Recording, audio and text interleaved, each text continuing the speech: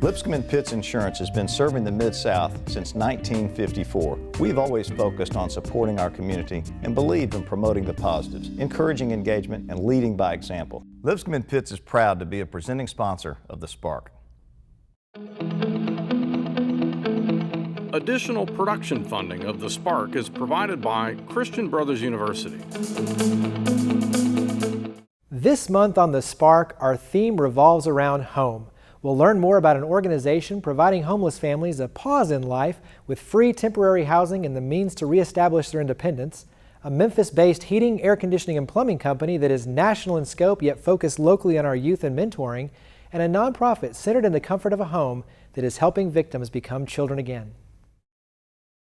Have you ever been excited by a new idea, inspired by watching someone lead by example? When we talk about creating change, we start by sharing the stories of everyday heroes who are making a difference in their own way, so we can learn and do the same. This truth is the power behind this show, which is focused on business and community leaders that are leading by example to give back, fuel change, and create new opportunities for the Mid-South. I'm Jeremy Park, and this is The Spark. The theme this month on The Spark is home, and I can't think of a more appropriate way to start out than with an organization providing temporary housing and shelter to homeless families here in the Mid-South. I'm here with Sister Maureen Griner. She's with Dorothy Day House of Hospitality, and amazing way in terms of forming Dorothy Day House of Hospitality. Started with a prayer and an appreciation for Dorothy Day herself. Explain that in a little more detail. There was a small group of us back in 2003 who were interested in Dorothy Day, and after attending a workshop about her life and her spirituality, we decided that we wanted to do something to address poverty in Memphis. Dorothy Day had addressed poverty by opening her own home in New York City for homeless people.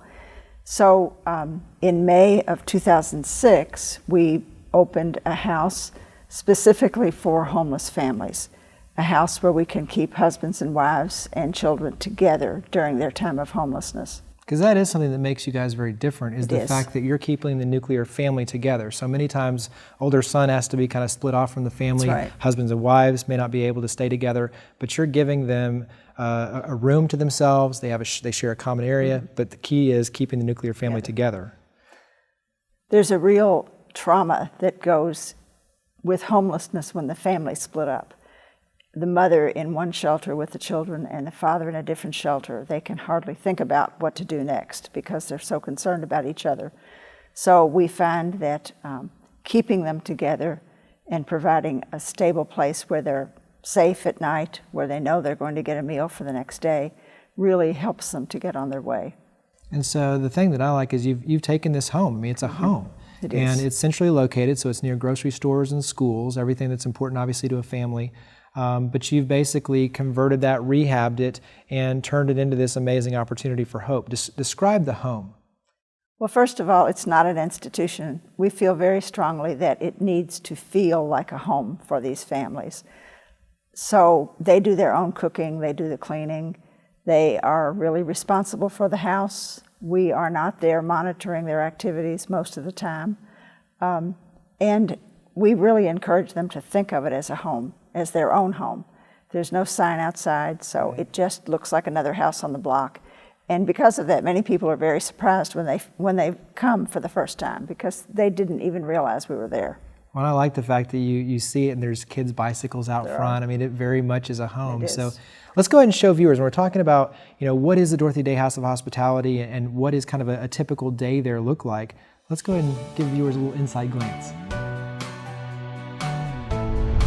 Back on track again, because this is what the Dorothy Day House does.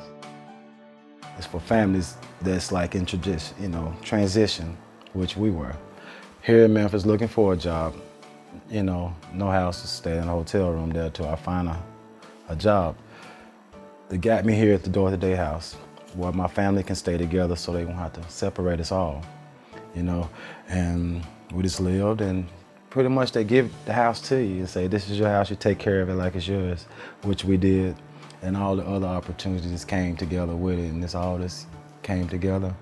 Then when I found my job, it was still there. I don't have to pay any bills. All the bills are paid. That's the best thing because, once you start getting a check or two, they didn't ask for any money or anything because they got a lot of people that helps out, for people like us in transition until I got on my feet, and they still here for me now today, even though I'm still, have my house.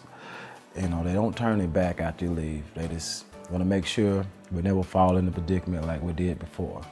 So it's an ongoing thing. They never stop. The good deeds never stop. So we just saw a little bit of the day in the life of the Dorothy Day House of Hospitality. One of the things that makes you different is that you focus on situational homelessness. Describe what that means. We normally say that our families come to us from 3 different circumstances. One might be a crisis or a catastrophe that's happened, like a fire in their apartment complex, or a car wreck that caused them to lose their job and then lose their financial stability. A second condition is those who are either underemployed or unemployed, and that's happened a lot because of the recession. Right. Third are those families who are part of generational poverty, who have really never had stability in home life and who have been part of generational poverty through no fault of their own. So we take families from all 3 of those categories and we work with them very specifically on the goals that they need to set in order to get stability again.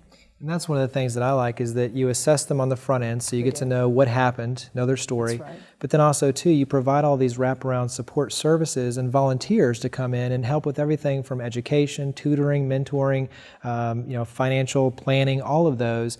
Describe how volunteers play a very integral role in this. Well, first of all, one of the main miracles of the Dorothy Day House is that I'm the only full-time employee. Right. We ran on volunteers for years and years, and I just became a full-time employee. I have a secretary that works 20 hours a week, and otherwise everything is done by volunteers. So we have volunteers coming in regularly to do all kinds of things, sorting donations, helping with fundraisers, doing yard work, doing maintenance, tutoring, helping with budgeting. Everything that needs to be done virtually is done by volunteers. We think that's important because it helps the families to know that the greater Memphis area cares about them. Absolutely. That there are hundreds and thousands of people in the city who really want to help and really want hands-on work with homeless families. That's encouraging to them and to us as well. And you're providing that love and compassion not only with the free temporary shelter and those support services, it's love is a very vital ingredient in this. As the last piece of this, you have a number of great success stories. Share maybe a recent one. We recently had a family who came to Memphis and by bus and ended up in a motel close to the bus station. They called us from there, said they had no money, no food, didn't know what to do next. We took them into the Dorothy Day House. Through really great providence, both the husband and wife were able to get employment within just a few days. They got full-time jobs. And within 6 weeks, we were able to put them into a 3-bedroom rental home that's very close to schools for the children. And we furnished that home with donations from people all over the city.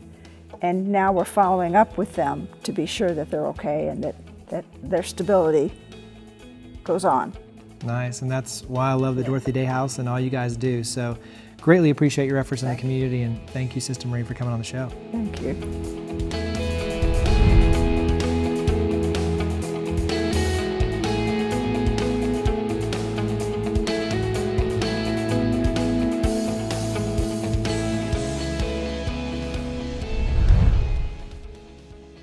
They're headquartered in a home. The tagline is helping victims become children again.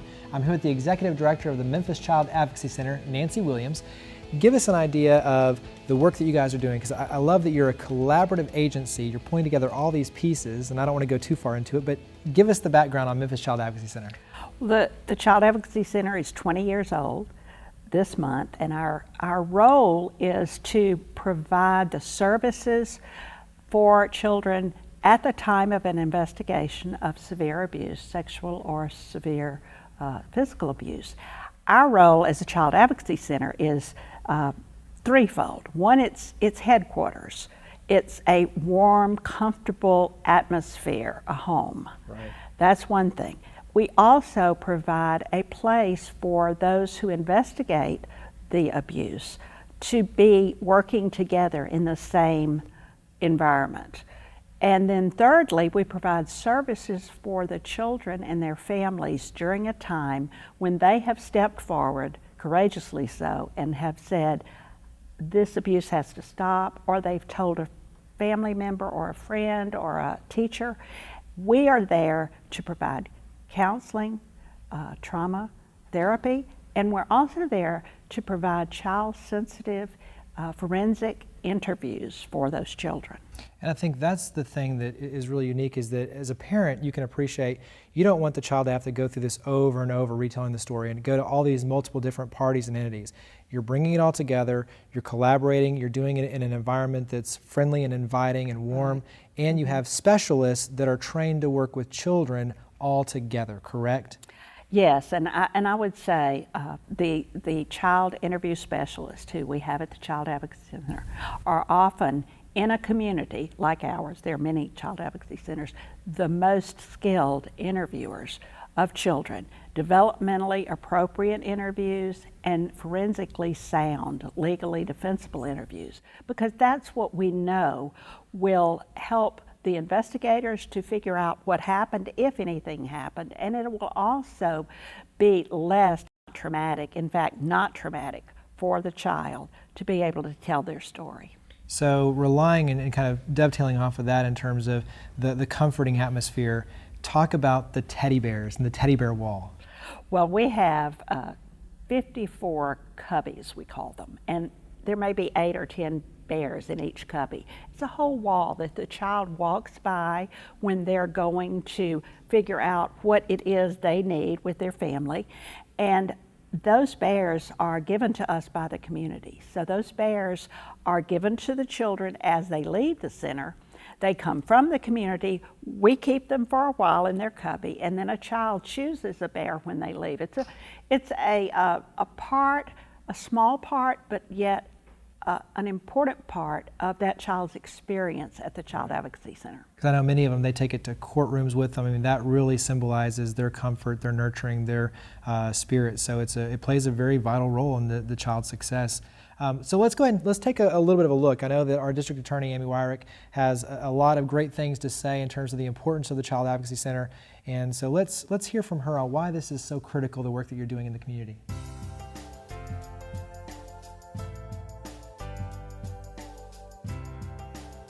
Child Advocacy Center helps victims of child abuse begin the healing process, the children that have been victimized as well as their families. It also helps us in the quest for justice and holding offenders accountable. The Stewards of Children is a training program that the CAC offers to anyone and everyone in Shelby County who is interested in doing what they can to make sure less of our children are victimized sexually and physically.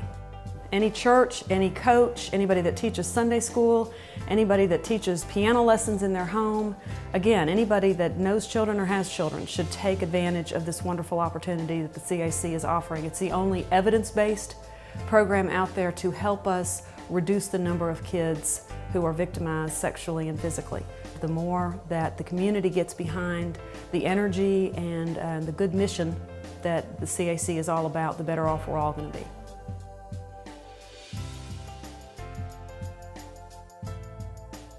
So we just saw a little bit about the role that you play in the community, why it's so critically important.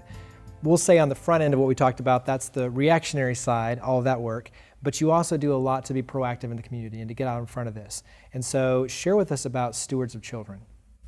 Stewards of Children, as you know, is our signature training prevention program, and it's for adults. We've always provided training as a part of our mission.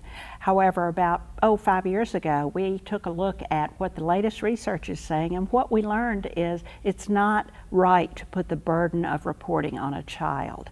It is an adult responsibility. Absolutely. And so we created, or we provided this program called Stewards of Children. Now about 8,000 folks in our community have had it. Nice. And it really does help an adult act responsibly to a possible abuse of a child, and also it helps adults perhaps minimize the opportunity for someone to abuse a child.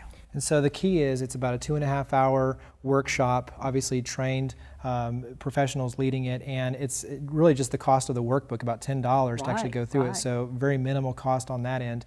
And really perfect for adults, youth-serving organizations, because I think one of the things that's important to know for parents is that many times it's someone that has a relationship, someone that the child knows. The average age of reporting is about 9 years old, so the statistics are really incredible, and you get to understand all of those dynamics, but also too you're educated on what to look for, how to react responsibly, limiting one-on-one interaction to make it more group, so you learn a ton. What are some of the things that maybe viewers might not know but really stood out to you? Well, when I participated in the training, my aha moment came when I realized that as parents, grandparents, we need to be asking the people who are helping us to take care of our children what their child protection policy is, what is their child safety policy. It's great that we have people who are willing to assist us, and the thing that we need to realize is there are ways to minimize the opportunity for abuse, and often that is when a child is not with us, but with a teacher, with a coach, with a next door neighbor. So that whole idea of a child protection policy, child safety policy was something new, and actually we can help folks come up with those policies, but we certainly will learn in the training about asking. And so I know there's an 800 number, 877, it's 877-237-0004 is the hotline that people can call with a suspicion. But there's obviously a lot more to it, which is why it's so important to go through the Stewards of Children training. It is a valuable training, pays off in a lot of ways, and particularly in the safety of 10 children. There you go. So greatly appreciate everything you're doing in the community, and thank you, Nancy, for coming on the show. Thank you.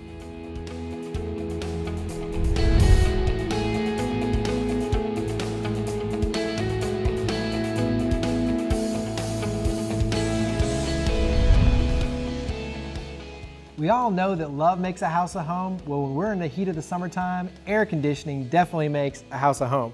So we're here with the Chief Financial Officer, Jim McMahon of American Residential Services, fondly known as ARS. Yep. You're a nationwide company with a local presence. Give viewers a snapshot. What does ARS mean? What is American Residential Services? What do you guys do? Well, American Residential Services provides heating, air conditioning, and plumbing services, and also re-installation services to consumers, residential mainly.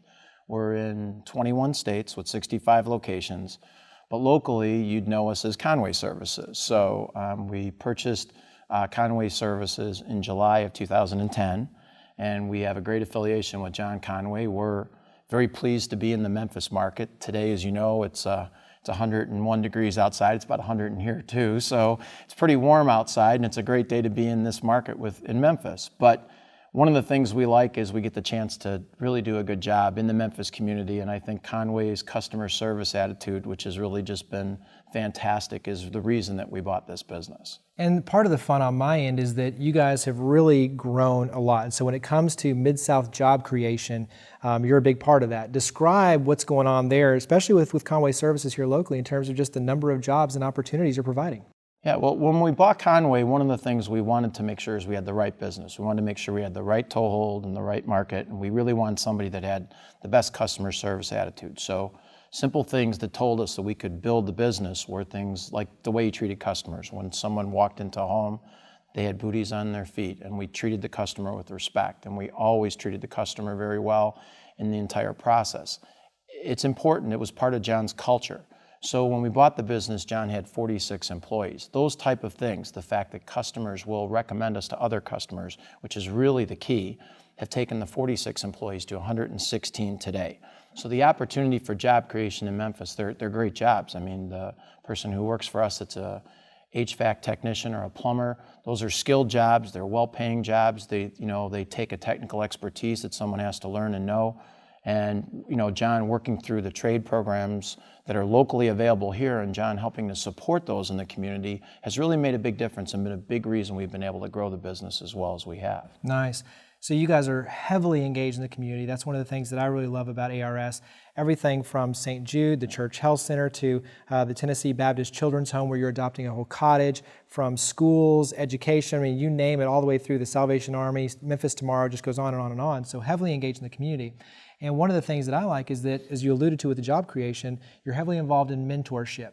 And obviously on a number of fronts, but specifically with Conway Services, you're bringing in the young up-and-coming leaders. You're teaching them not only the hard skills, but also, too, the etiquette, the soft skills, putting the booties on, little things like that.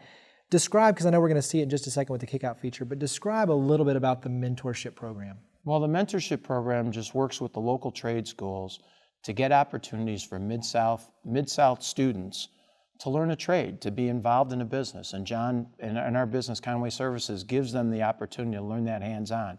You know, they get the skills they need from the trade school, but they also get the working environment to test those skills and understand it. And I think we also, with the training we do, which is pretty much daily training, we really spend a lot of time on the soft side, on the customer service side, and how to treat somebody when you go into the home, what kind of respect you have for somebody's property and the way you treat them. And I think that makes a big difference. Absolutely. So let's go ahead and show viewers exactly what we're talking about with the mentorship program.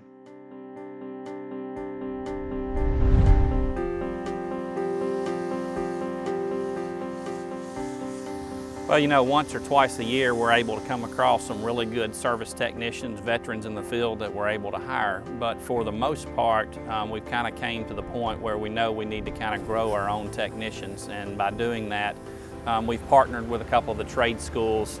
And the first thing we look for is guys with great character. And we know if they have great character, they're going to fit well in our organization. You know, and then the next thing we do is coming from the trade schools, they usually have a solid foundation. Then we'll bring them into our install department, and so they'll work in our install department installing systems in existing homes, working hand in hand with our install crews, and then we move them all the way through to into our maintenance department where they're cleaning systems or maintaining systems, and then we'll bring them all the way up to service and then into sales. It means a lot to me because I have 4 kids to take care of, and my wife, obviously, and you know, I've always been a hard worker, and just an opportunity is all I need. You know, with an opportunity, I can do great things, and he gives us opportunities daily.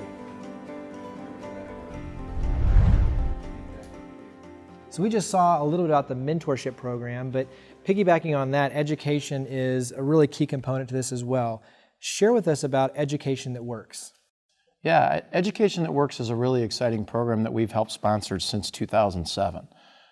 It's involved with Memphis Catholic High School, and basically what it is the students from their freshman year to their senior year spend a day a week, every day, working in a business in the community. So partners like, I mean, we're not the only ones, FedEx, St. Jude's, and others have teamed up with Memphis Catholic, and these kids wouldn't have the opportunity to get into a business environment and probably pay for their education as well. So the dollars that it costs us to be in the program, we would use otherwise to have some clerical support that we would pay an outside agency, probably things that our own people are too busy to do, just little things.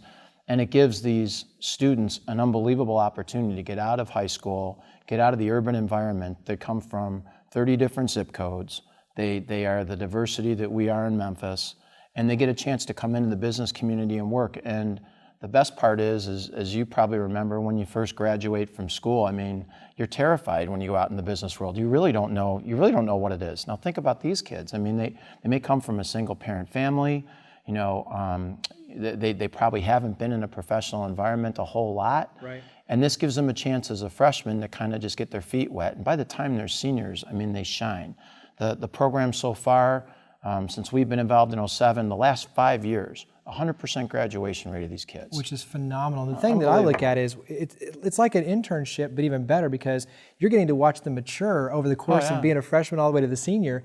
And so they're getting professional experience. I mean, they're stepping foot in an office environment that many times you don't even get that until you're in college. And so they're getting that in high school. Right. The other aspect is you're paying them so that they're able to not only put that money toward their school, so very much like a scholarship, but I know many of them use it to save up a little bit for college as well. Yeah, so on both ends. They basically, it helps support their other funds that they would need for high school. And it's mainly for the high school piece, but it gives them the opportunity towards the scholarships, with 63% of the kids getting scholarships. And then we've had couple of our seniors who've come back that want to work for us in the summertime, and we love it because they're great. They know the business. They're really productive and helpful. They've gone from that poor freshman sitting around, trying to figure out how the life works to really being helpful in the business community, and we're excited about that. It's a great program. So education that works. Education that all works. the way around. Absolutely. Well, I greatly appreciate not only everything you guys are doing on the business side, but really on the community side. I mean, you guys are huge advocates. So Jim, thank you very much for coming on the show. I greatly appreciate it. You're welcome, Jeremy. Thanks.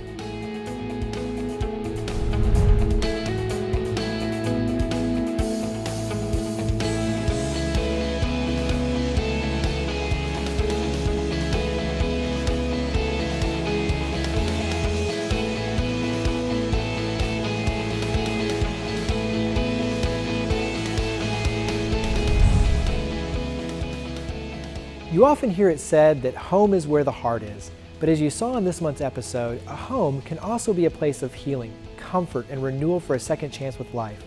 For all of us, home should represent family, happiness, warmth, and security. But what makes a house a home is the same thing that makes these organizations successful in helping others: love. Love is the spark that provides temporary shelter and the support to help a homeless family get back on their feet again. It's the driver in a company to help youth in our community with their education. And it's the key to helping children walk through difficult days to return with a smile on their face. Indeed, love is a powerful thing. So thank you for watching The Spark. To learn more about each of the guests and to interact with your stories of others leading by example, visit thesparktv.org. We look forward to seeing you next month, and we hope that you'll join with us in creating a spark for the Mid-South.